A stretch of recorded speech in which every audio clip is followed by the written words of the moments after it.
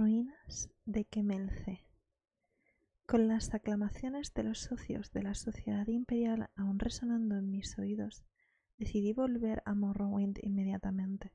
No sin cierto remordimiento, me despedí de los sensuales placeres de la ciudad imperial, pero sabía que con las maravillas que había traído de Raled Mackay, tan solo había escarbado la superficie de lo que se encontraba en las ruinas de los Dwemer en Morrowind.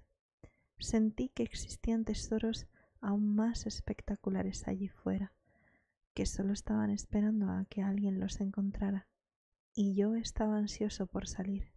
Además, tenía ante mí el saludable ejemplo del pobre Bannerman, quien aún seguía viviendo de su única expedición a la Ciénaga Negra hacía ya 20 años.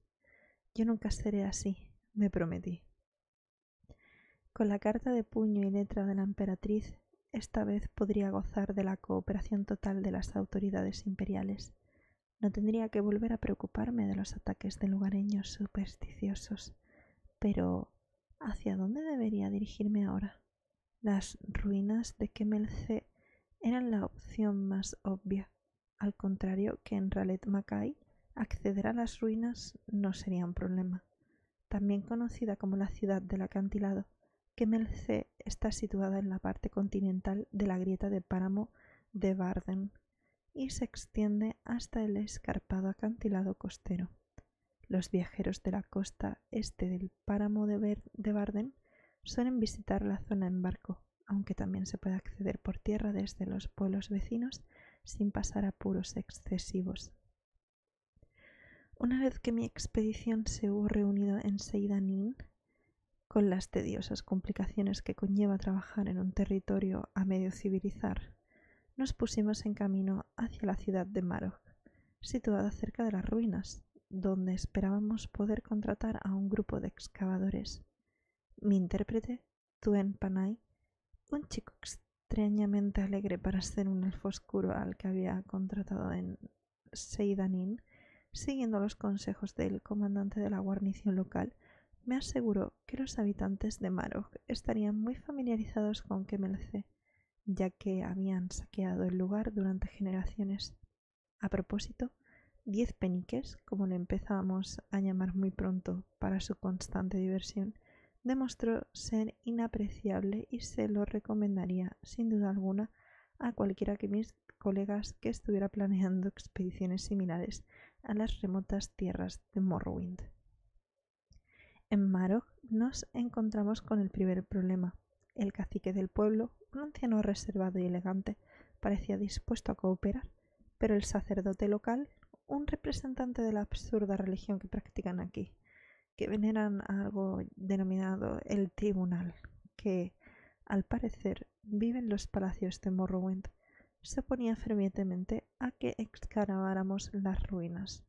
Pretendía convencer a los lugareños de que lo apoyaran hablando de tabúes religiosos, pero yo le mostré la carta de la emperatriz y mencioné a mi amigo el comandante de la guarnición de Seyda-Nin, con lo que se tranquilizó de inmediato. No cabe duda de que se trataba de una táctica habitual de negociación que habían acordado los lugareños a fin de incrementar su paga. En cualquier caso, una vez que el sacerdote se hubo alejado mientras refunfuñaba airadamente, sin duda echando maldiciones sobre las cabezas de los demonios extranjeros, rápidamente dispusimos de una fila de lugareños ansiosos por apuntarse a la expedición. Mientras mi asistente arreglaba los detalles mundanos de los contratos, las provisiones, etc., el maestro Arum y yo nos dimos un paseo hasta las ruinas. Por tierra únicamente se puede acceder a ellas por caminos estrechos que bajan por la cara del acantilado, en los que cualquier paso en falso amenaza con mandarle a uno hasta el espumoso mar que rodea las dentadas rocas que hay debajo. La entrada de la ciudad por la superficie debía estar originalmente en la parte nordeste de la ciudad, la parte que cayó al mar hace mucho tiempo, concretamente cuando la erupción de la montaña roja creó este impresionante y vasto cráter. Tras recorrer con éxito el peligroso camino, nos encontramos en una gran cavidad, abierta hacia el cielo por uno de los lados y que desaparecía en la oscuridad por el otro. A medida que nos adentrábamos, nuestras botas hacían crujir montones de metales rotos, tan comunes en las ruinas de los enanos como los restos de vasijas en otros emplazamientos antiguos. Obviamente, era aquí donde los saqueadores traían sus descubrimientos desde los niveles inferiores para quitarles el valioso revestimiento de los mecanismos enanos, y dejaban aquí las entrañas, pues resultaba más sencillo que arrastrar los mecanismos intactos de vuelta a la cima del acantilado. Me reía al imaginarme cuántos guerreros andaban por Tamriel sin ser conscientes de las piezas de mecanismos enanos que llevaban a sus espaldas, ya que, por supuesto, eso es lo que la mayoría de las armaduras enanas son en realidad, armazones blindados de los antiguos hombres mecánicos. Empecé a pensar en lo extremadamente valioso que sería un mecanismo intacto. Este lugar, lógicamente, estaba lleno de aparatos enanos a juzgar por los desperdicios que cubrían el suelo de esta inmensa sala. O lo que antes había sido una sala, me recordé a mí mismo. Los saqueadores habían estado trabajando en esta zona durante siglos. Tan solo la carcasa valdría una pequeña fortuna si se vendiera como armadura. La mayoría de armaduras enanas estaban hechas de piezas mal ajustadas que formaban parte de diversos aparatos, de ahí su reputación de voluminosas y poco manejables. Sin embargo, un juego combinado procedente de un mecanismo intacto valdría más que su peso en oro, ya que las piezas encajarían sin problemas y su portador prácticamente no notaría el volumen. Por supuesto, no tenía la intención de destruir mis hallazgos para convertirlos en armaduras, pese a lo mucho que pudieran valer. Los llevaría a la sociedad para realizar estudios científicos. Me imaginé los gritos y las miradas atónitas de mis colegas cuando lo descubriera en mi próxima conferencia y volví a sonreír. Tomé un engranaje descartado del montón que se encontraba a mis pies. Todavía relucía, como si lo acabaran de fabricar, pues las aleaciones enanas resisten la corrosión del tiempo. Me pregunté qué secretos seguían ocultos en el laberinto de las salas situadas ante mí, desafiando los esfuerzos de los saqueadores, esperando brillar de nuevo la luz que no habían visto durante largas eras, esperándome a mí. Solo me faltaba encontrarlos. Con un gesto de impaciencia le comuniqué al maestro Arum que me siguiera y avancé a zancadas hacia la penumbra. El maestro Arum, 10 peniques y yo pasamos varios días explorando las ruinas, mientras mis asistentes establecían el campamento en la cima del acantilado y transportaban las provisiones y el equipo desde la ciudad. Estaba buscando un área prometedora para empezar la excavación, un pasadizo o un corredor bloqueado que los saqueadores no hubieran tocado y que pudiera llevar a zonas de ruinas totalmente intactas. Encontramos 2 de estas áreas bastante rápido, pero pronto descubrimos que muchos de los serpenteantes pasadizos rodeaban el bloqueo y daban acceso a las salas que se encontraban detrás. Sin embargo, pese a que diversas generaciones de saqueadores habían desvalijado casi todos los artefactos de estas zonas exteriores, seguían gozando de un increíble interés para los expertos arqueólogos. Tras una sólida puerta de bronce cuyas bisagras habían saltado debido a algún antiguo movimiento de tierra, descubrimos una gran sala llena de exquisitos grabados en la pared que impresionaron hasta al hastiado 10 peniques, quien afirmaba haber explorado cada una de las ruinas enanas de Morrowind. Al parecer, habían representado una especie de antiguo ritual, y con una larga fila de ancianos enanos, con su clásica barba, que iban en procesión por los muros laterales. Parecían inclinarse ante la forma gigantesca de un dios esculpido en el muro frontal de la sala, representando en pose de andar hacia adelante desde el cráter de una montaña y rodeado de una nube de humo o vapor. Según el maestro Arum, no se conocían representaciones de los rituales religiosos enanos, por lo que se trataba de un hallazgo verdaderamente interesante. Formé un equipo de trabajo para que separaran los paneles esculpidos del muro, aunque no fueron capaces ni de agrietar la superficie. Tras un examen más detallado, descubrimos que la sala parecía estar revestida de una sustancia metálica con la textura y el tacto de la piedra, resistente a todas nuestras herramientas. Consideré la posibilidad de que el maestro Arum probara su magia explosiva en los muros, pero pensé que el riesgo de que se destruyeran los grabados era demasiado alto. Pese a lo mucho que me hubiera gustado llevarlas a la ciudad imperial, tuve que quedarme allí para tomar calcos de las tallas. Si mis colegas de la sociedad mostraban suficiente interés, estaba convencido de que podríamos encontrar a un especialista, quizá un maestro alquimista, que descubriera la forma de quitar los paneles de forma segura. Hallé otra curiosa estancia en lo alto de una larga escalera serpenteante, casi impracticable debido a los escombros caídos del techo. En la parte superior de la escalera se encontraba una sala abovedada con un inmenso mecanismo en ruinas en el centro. Todavía se podían ver unas constelaciones pintadas en algunas partes de la superficie de la bóveda. Tanto el maestro Arum como yo coincidimos en que se trataba de una especie de observatorio y, por consiguiente, que el mecanismo serían los restos de un telescopio enano. Para extraerlo de las ruinas y trasladarlo por la estrecha escalera sería necesario desmontarlo completamente, lo que sin duda desvió la atención de los saqueadores. Así que decidí dejarlo en su sitio, por el momento. La existencia de este observatorio sugería, sin embargo, que esta estancia había estado situada en su día por encima de la superficie. Un examen más detallado de la estructura reveló que, en realidad, se trataba de un edificio y no de una cámara excavada. El resto de entradas que quedaban en la sala estaban totalmente bloqueadas, y las mediciones precisas desde la cima del acantilado hasta la sala de entrada y el observatorio demostraron que aún nos encontrábamos a más de 75 metros por debajo del nivel actual del suelo, lo que nos hizo recordar la olvidada furia de la montaña roja. Este descubrimiento provocó que fijáramos nuestra atención en zonas más profundas, ya que ahora sabíamos dónde se situaba aproximadamente la antigua superficie. Podíamos descartar muchos de los pasadizos superiores bloqueados. Un ancho pasillo, flanqueado por unos impresionantes pilares esculpidos, atrajo particularmente mi interés. Terminaba en un enorme montón de rocas, pero se podía ver dónde comenzaron los saqueadores a excavar un túnel y dónde lo dejaron después.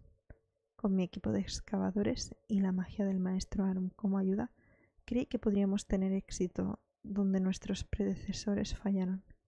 Así pues, tras haber puesto a mi equipo de elfos oscuros a trabajar limpiando el pasillo, finalmente iniciamos la verdadera exploración de Kemelce. En poco tiempo esperaba que mis botas estuvieran removiendo el polvo que yacía intacto desde el amanecer de los tiempos. Con esta excitante perspectiva ante mis ojos, puede que impusiera un ritmo demasiado duro a los excavadores. 10 peniques me informó de que estaban empezando a quejarse de las largas jornadas y de que algunos estaban considerando la posibilidad de abandonar. Ya sabía por experiencia que no hay nada mejor para disuadir a un elfo oscuro que el sabor de un látigo, por lo que hice azotar a los cabecillas y encerré al resto en las ruinas hasta que terminaran de limpiar el pasillo. Gracias a Stendar, que me hizo prever la necesidad de reclutar a unos cuantos legionarios en Seidanin. Al principio eran un poco hoscos, pero cuando les prometimos una paga extra cuando se abrieran paso, se pusieron a trabajar con ahínco. Pese a que estos métodos puedan parecer crueles a mis lectores que gozan de las comodidades de la civilización, puedo asegurarles que no hay otro modo de conseguir que esta gente realice una tarea. El bloqueo era mucho peor de lo que había pensado en un principio, y al final nos llevó casi 2 semanas limpiar el pasillo. Los excavadores estaban tan nerviosos como yo cuando sus picos consiguieron atravesar el fondo y tocar el vacío. Compartimos una ronda del licor local, un nauseabundo brebaje en realidad, para demostrar que todo estaba perdonado. Casi no podía contener mi impaciencia cuando agrandaron el agujero para permitir la entrada a la sala situada al otro lado. ¿Conduciría el pasillo a una serie de nuevos niveles de la antigua ciudad llenos de artefactos abandonados por los desaparecidos enanos? ¿O se trataría tan solo de un pasillo sin salida, uno lateral que no llevara a ninguna parte? Mi entusiasmo iba aumentando a medida que me deslizaba a través del agujero y me agachaba, por un momento, en la oscuridad del otro lado. Por los sonidos resonantes de las piedras que vibraban bajo mis pies, deduje que estaba en una estancia grande, quizás muy amplia. Me levanté con cuidado y saqué mi linterna. Mientras la luz fluía por la sala, yo observaba atónito. Allí había maravillas con las que ni siquiera me hubiera atrevido a soñar. A medida que la luz de mi lámpara llenaba la sala situada detrás del desprendimiento, eché un vistazo alrededor, totalmente estupefacto. El cálido brillo de las aleaciones enanas lo recubría todo. Había encontrado una sección intacta de la antigua ciudad. Con el corazón a punto de salírseme del pecho, recorrí todo con la mirada. La estancia era amplia, el techo se alzaba en la oscuridad por encima del alcance de mi lámpara. El final perdido entre las sombras se adivinaba, tentador, entre la tenue luz que insinuaba los tesoros aún ocultos. Por todo el mundo se alzaban filas de hombres mecánicos intactos, aunque con una singularidad. Les habían quitado de forma ritual las cabezas, que estaban colocadas en el suelo a sus pies. Esto solo podía significar una cosa. Me hallaba ante la tumba de un gran noble enano, puede que incluso ante la de un rey. Se había descubierto anteriormente enterramientos de este tipo, como el famoso enterramiento de Páramo del Martillo, que encontró la expedición de Ransom, aunque no se habían localizado tumbas completamente intactas hasta ahora. Sin embargo, si se trataba de un verdadero enterramiento real, ¿dónde se encontraba la tumba? Avancé cautelosamente. Las filas de cuerpos decapitados se alzaban silenciosas como lo habían hecho durante eras. Los ojos, carentes de cuerpo, parecía que me observaban al pasar. Conocía relatos fabulosos de la maldición de los enanos, pero siempre me los tomé a broma y los consideré una superstición. Aunque entonces, respirando el mismo aire que los misteriosos constructores de la ciudad, que habían permanecido intacta desde el cataclismo que significó su condena, sentí una punzada de miedo. Allí había algún tipo de poder, lo sentía, algo malévolo ofendido por mi presencia. Paré un instante y me puse a escuchar. Todo estaba en silencio. Excepto por una cosa, me pareció oír un leve y regular siseo, como si se tratara de una respiración. Luché contra el repentino brote de pánico. No iba armado, pues no pensé en el peligro en mis ansias por explorar más allá del pasillo bloqueado. El sudor me resbalaba por la cara mientras examinaba la penumbra, por si notaba algún movimiento. La sala era cálida y de pronto lo noté, mucho más cálida que el resto del laberinto que se extendía hasta aquí. Volvió la emoción. Había encontrado una sección de la ciudad conectada a una red de suministro de vapor que todavía funcionaba. Había tuberías que recorrían los muros, como en todas las secciones de la ciudad. Me acerqué a una de ellas y la toqué con una mano. Estaba caliente, tanto que casi no la podía ni tocar. Entonces observé que, de los lugares donde las antiguas cañerías se habían corroído, surgían pequeños chorros de vapor. El sonido que había oído antes. Me reí de mi propia credulidad. Después avancé rápidamente hasta el final de la sala, saludando alegremente a las filas de soldados mecánicos que me habían parecido tan amenazadores tan solo unos minutos antes. Sonreí triunfante a medida que la luz iba diluyendo la oscuridad de siglos para revelar la efigie gigante de un rey enano sobre un estrado, que sujetaba en su mano de metal una vara de mando. Este era el verdadero premio. Rodeé lentamente el estrado, admirando la artesanía de los antiguos enanos. El rey dorado, situado bajo una cúpula abovedada independiente, medía 6 metros de alto. Tenía la larga barba peinada hacia arriba y sobresalía con orgullo mientras sus ojos metálicos y brillantes parecían seguirme. Pero mi estado supersticioso ya había pasado y miré con benevolencia al anciano rey enano. Mi rey, tal y como yo ya había empezado a llamarle. Subí al estrado para tener una mejor visión de la armadura esculpida. De repente, la estatua abrió los ojos y alzó su puño de hierro para intentar golpearme. Salté a un lado en el momento en el que el brazo dorado golpeó el suelo, haciendo que saltaran chispas en los escalones en los que yo me encontraba justo antes. Con un siseo de vapor y un runruneo de engranajes, la gigantesca estatua salió pesadamente de debajo de su dosel. Se dirigió hacia mí a una velocidad pasmosa, con los ojos siguiéndome la pista mientras yo gateaba hacia atrás. Me escondí tras un pilar cuando el puño volvió a caer silbando hacia el suelo. En plena confusión se me había caído la linterna y ahora me arrastraba en la oscuridad, huyendo de la piscina de luz, con la esperanza de poder escabullirme entre los mecanismos decapitados y así volver de nuevo a la seguridad del pasillo. ¿Dónde se había ido el monstruo? Pensaréis que es difícil perder a un rey dorado de 6 metros, pero no se encontraba en ningún lugar visible. La linterna parpadeante tan solo iluminaba una pequeña parte de la habitación. Podría estar escondido en cualquier lugar de la penumbra. Gateé más rápido. Sin previo aviso, las oscuras filas de soldados enanos situadas enfrente de donde se encontraba salieron volando cuando el monstruo guardián apareció delante de mí. Me había bloqueado la salida. A medida que retrocedía escuchaba los silbidos de los golpes que caían sin cesar, mientras la implacable máquina me seguía sin descanso y me conducía hasta la esquina más alejada de la sala. Finalmente, no tenía otro sitio a donde ir. Tenía la espalda apoyada contra el muro. Miré con furia a mi adversario, decidido a morir de pie. Los grandes puños ascendieron para propinar el golpe final.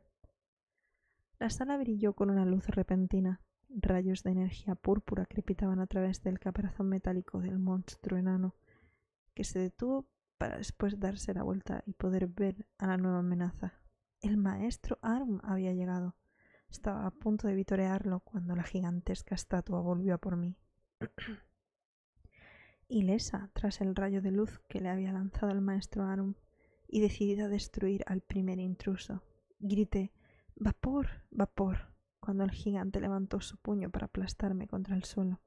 Se escuchó un siseo. Sentí una ráfaga de frío gélido y miré hacia arriba. El monstruo estaba ahora cubierto por una capa de hielo, helado en el mismo momento en el que trataba de deshacerse de mí. El maestro Arum lo había comprendido. Me apoyé en el muro con alivio. El hielo se fracturó sobre mi cabeza. El gigante rey dorado se irguió ante mí. La capa de hielo cayó a pedazos y su cabeza giró triunfante hacia mí. ¿Pero es que esta monstruosidad enana no iba a parar nunca? Entonces la luz se atenuó en sus ojos y sus brazos cayeron a los lados. La escarcha mágica había surtido efecto. Había enfriado su energía de vapor. Cuando el maestro Arum y los excavadores se arremolinaron a mi alrededor, felicitándome por mi pequeña victoria, mis pensamientos volaron. Me imaginé volviendo a la ciudad imperial. Sabía que este era mi mayor triunfo hasta la fecha. ¿Cómo podría superar este hallazgo? Quizá iba siendo hora de progresar. La recuperación del fabuloso ojo de Argonia. Eso sí que sería un buen golpe. Me reí para mis adentros, deleitándome con la gloria del momento, aunque ya planeando mi siguiente aventura.